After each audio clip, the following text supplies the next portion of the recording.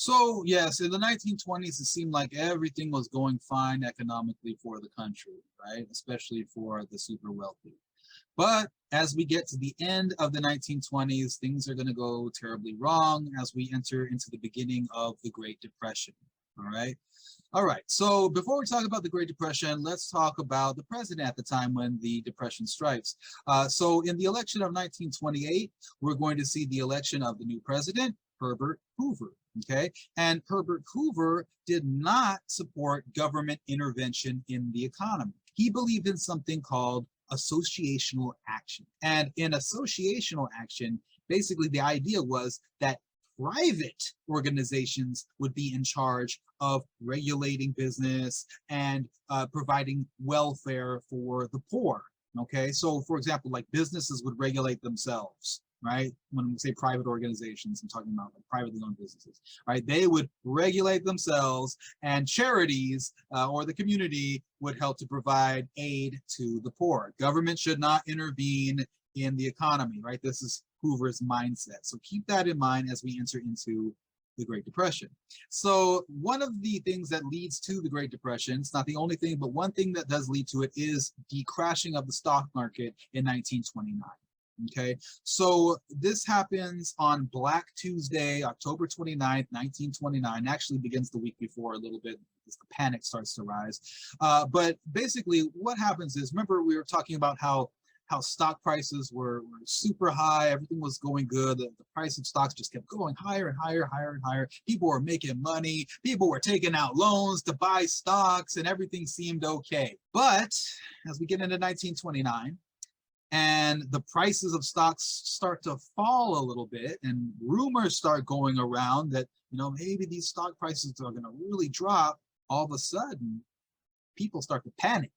And when they panic, they start trying to sell off all of their stocks as quick as they can. Get rid of them quick while they're still worth something, because if we don't hurry up and sell, the price of the stock's going to drop dramatically and we're going to lose all our money. So the panic starts to spread, and the prices of stocks start to go down dramatically, okay? And this is what leads to the stock market crashing on Black Tuesday, okay? So the panic starts the week before, on the Thursday of the week before, but ultimately by the next week, stock market is done because people are selling their stocks off really quick, and the price of the stocks are dropped dramatically. They're worthless, right? They're basically, I mean, in comparison, they're relatively worthless. Okay, all right, so how does this affect businesses? Well, for one, remember a lot of Americans were invested in the stock market. A lot of them lost a lot of their money because the price of stocks dropped so much and the market crashed. So after the crash, a lot of people aren't spending as much money anymore, right? Even people who didn't own stocks, right?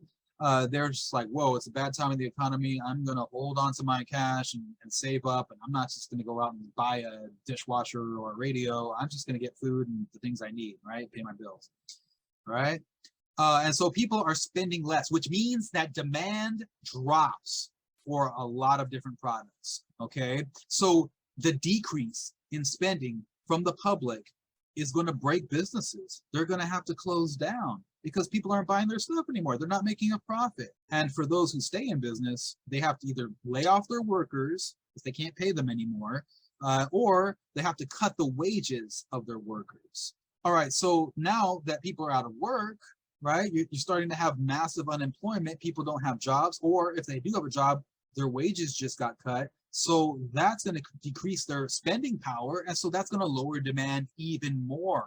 Now, also, since a lot of Americans were in debt, guess what happens? They lose their homes. In the year 1930, there's several bank panics as well. Okay, what's a bank panic? Well, this is where people fear that the banks are going to fall. So people rush to the bank, they take their money out, and the bank's like, whoa, whoa, whoa, I don't got your money right here on hand. I need to get your money. And so where am I going to get the money from? Oh, shoot, well, I've been giving out all these loans. You know, the banks give out a bunch of loans.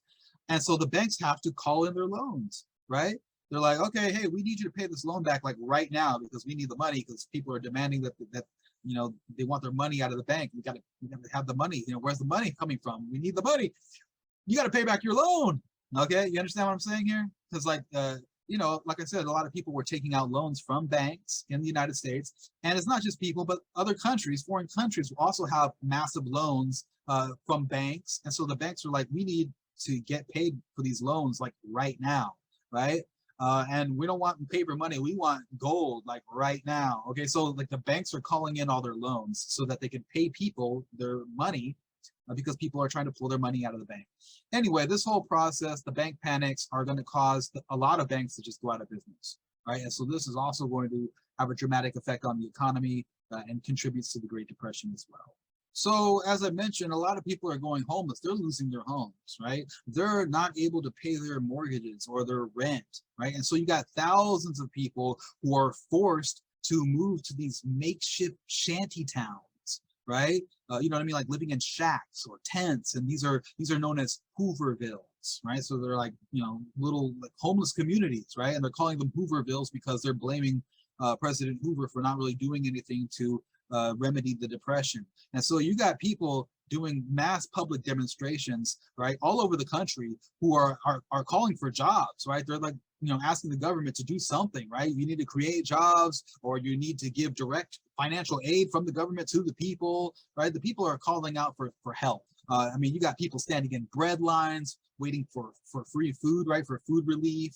You got people having to move out of the cities and go to more rural areas, trying to find work as farm workers or farm laborers, right? So the country is just getting turned upside down. And what's Hoover doing during all of this? What's President Hoover doing? Well, remember I said President Hoover believed in something called associational action, right?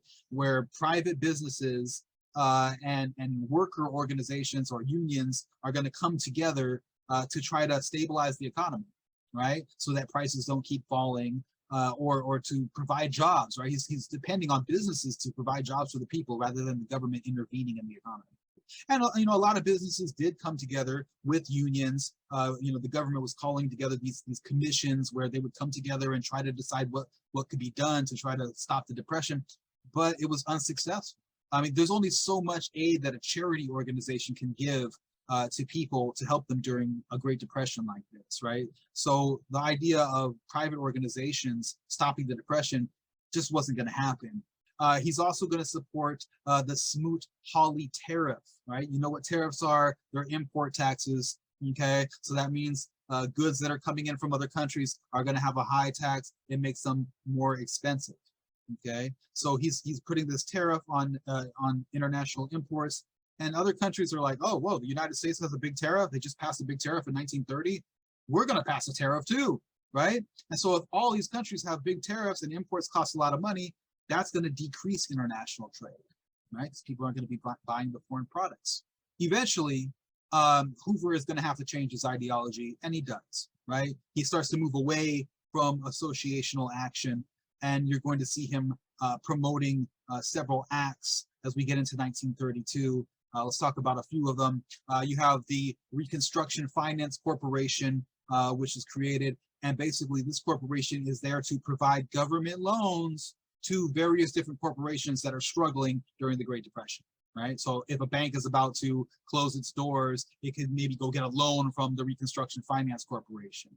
You also have the Federal Home Loan Bank Act, okay? So this is an act that's going to provide financial aid to homeowners so that they don't lose their homes, right? So they don't get foreclosed on, right?